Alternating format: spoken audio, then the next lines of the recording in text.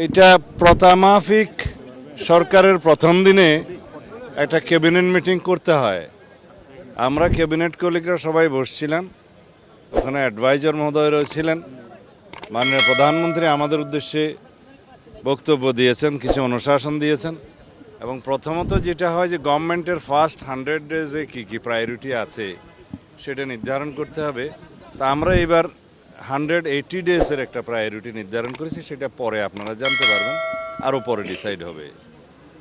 সরকারের অগ্রাধিকার বিবেচনায় আমরা প্রাথমিকভাবে দ্রব্যমূল্য নিয়ন্ত্রণে রাখা, আইনশৃঙ্খলা পরিস্থিতি আরও উন্নত করা এবং সরবরাহ চেইন আর কি সাপ্লাই চেইন ঠিক রাখা, আর বিদ্যুৎ এবং জ্বালানি সেক্টরে যাতে কোনো সমস্যা না হয়, গ্যাস এবং বিদ্যুতে, সেটার প্রতি লক্ষ্য রাখে। These are the priorities. আর অন্যান্য যেগুলো বিস্তারিত আলোচনা সেটা অফিসিয়াল ব্যাপার। আর এরপরে বাংলাদেশের সরকারের সকল সচিবদের সাথে যেটা মিটিং হয় সেটাও প্রথামাফিক। তিনি সেক্রেটারিদের উদ্দেশ্যে অ্যাড্রেস করেছেন।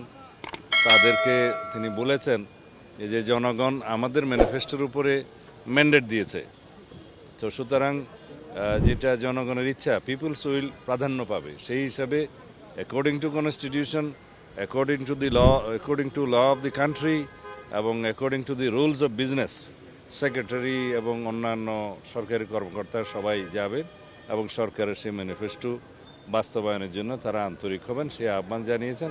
এবং সবাইকে আমরা বলেছি যে কে কার কী অ্যাফিলিয়েশন আছে সেটা আমরা দেখব না, আমরা মেরিট ভিত্তিতে সবাইকে যাচাই করব। ধন্যবাদ।